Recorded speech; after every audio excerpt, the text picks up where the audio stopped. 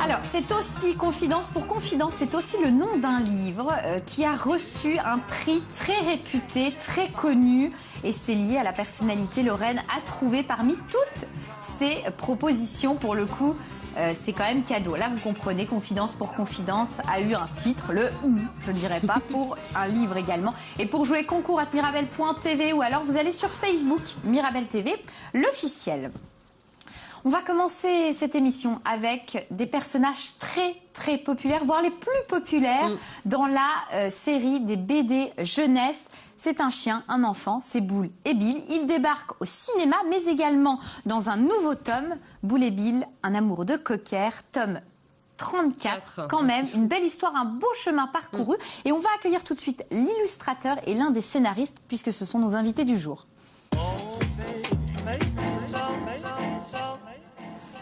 Nos invités du jour, Laurent Véron, dessinateur, et Christophe Salomon, scénariste dit Cric. Bonsoir à vous, messieurs. Bonsoir. Voilà, si vous vous êtes demandé qui se cachait derrière Boule et Bill, eh ben voilà, on a des visages enfin sur des noms. Et ça fait du bien. Eh non, on aurait pu croire, mais non. Alors une histoire et un beau parcours pour Boule et Bill, puisqu'il a été créé en 1959 tout de même. C'était Jean Robat, la personnalité, le visage derrière Boule et Bill.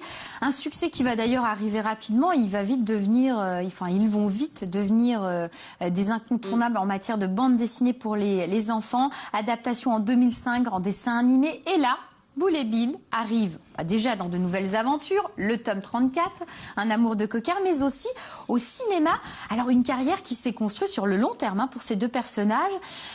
Dans ce nouveau tome, je me suis posé la question, puisque Boule et Bill arrive au cinéma, et dans ce nouveau tome, le rêve de Boule, c'est justement d'être scénariste. Alors, ma première question, c'est est-ce qu'il y a un lien? C'est-à-dire que quand vous avez écrit le tome, vous saviez que l'adaptation allait se faire au cinéma?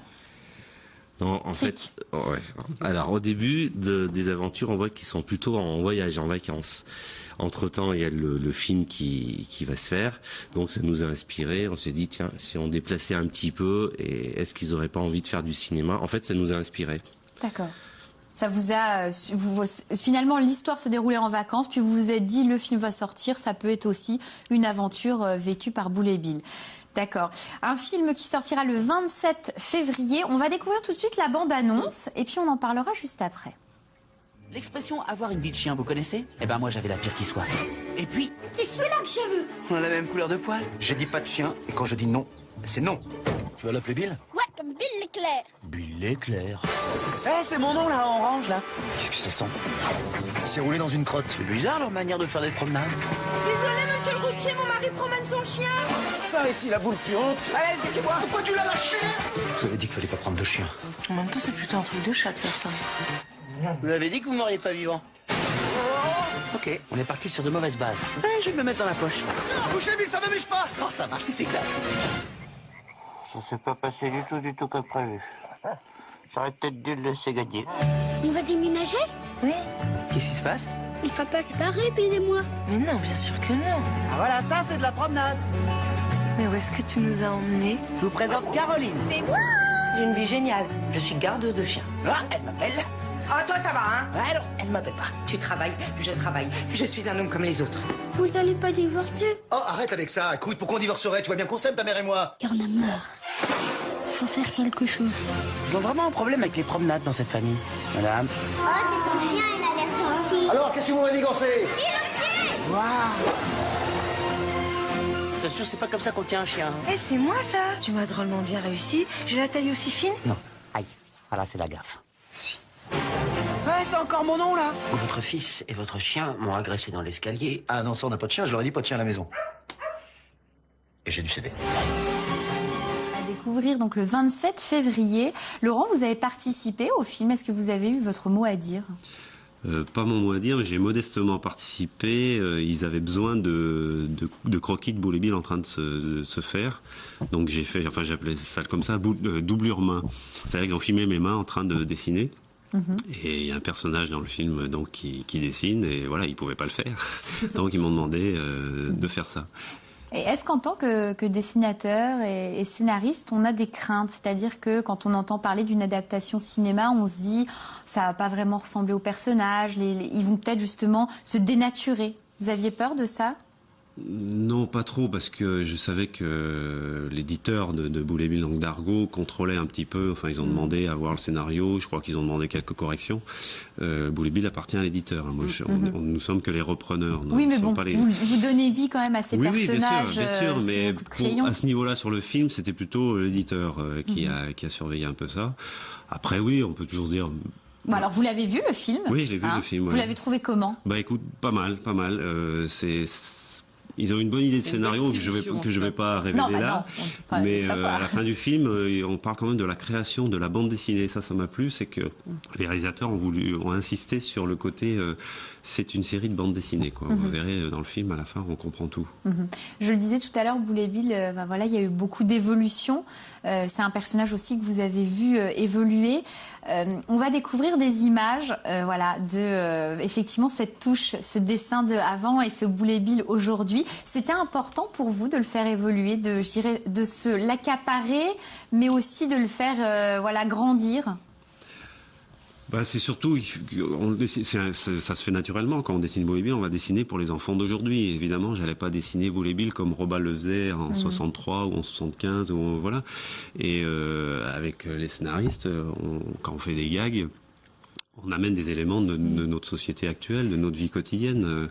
Donc ça se fait naturellement. Et puis le dessin, évidemment, il évolue puisqu'on progresse. Enfin, j'espère qu'on progresse. Et même Roba, quand vous voyez les premières planches que vous avez montrées là, puis c'est derrière, c'est très différent. Vous prenez n'importe quelle bande dessinée.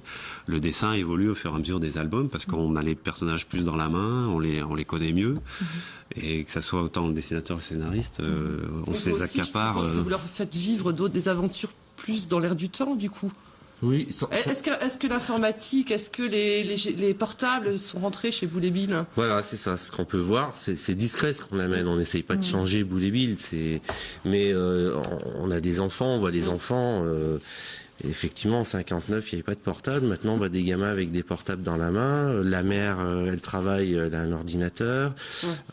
Boule a des baskets, parce qu'il avait des croquenots de l'époque. Donc, c'est vraiment des toutes petites touches. En fait, c'est juste pour que le gamin de maintenant, faut pas qu'il se pose de questions en lisant. Faut que ça soit lui. Faut qu'il se reconnaisse dedans. Donc, Greg, vous écrivez aujourd'hui pour des enfants. Parce que Boule et Bill, 1959, des grands enfants continuent de lire. Oui, est-ce qu'il paraît qu'il y a encore des gens qui le lisent et qui l'ont lu quand ils étaient petites sur ce plateau, c'est ce qu'on vous a dit.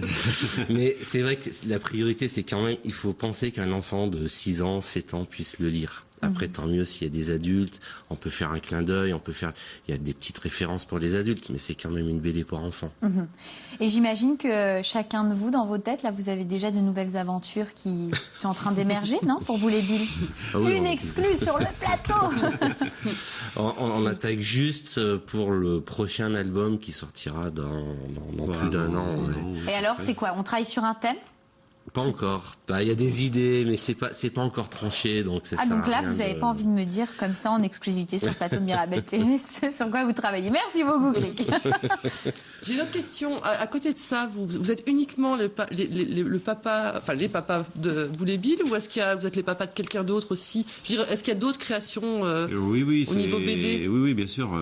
Comme Boule et Bill, on n'est pas les créateurs, donc il y a une envie de faire ces BD à soi, quoi. Donc on a fait une BD qui s'appelle une série qui s'appelle Fugitif, qui s'adresse aussi à ce qu'on appelle, c'est une BD tout public, une histoire de pré-ado. Alors là, c'est de l'aventure, c'est pas du gag comme Boule et Bill, mais évidemment, c'est important pour nous, enfin, et pour moi surtout, de pas dessiner que Boule et Bill, parce que quand je fais Boule et Bill, je reprends le style graphique de Roba, je reprends son dessin. Oui, il s'appelle comment cette BD? Elle s'appelle comment cette BD dont vous nous parlez? Fugitif. Le Fugitif. Les Fugitifs. Les Fugitifs. Fugitif, c'est aussi chez Dargo. D'accord. Et il y a quatre albums qui sont sortis, voilà. Mais c'est important de faire mes trucs, enfin mes séries à moi. Et Cric aussi travaille sur d'autres séries, d'autres scénarios et aussi avec d'autres dessinateurs, quoi.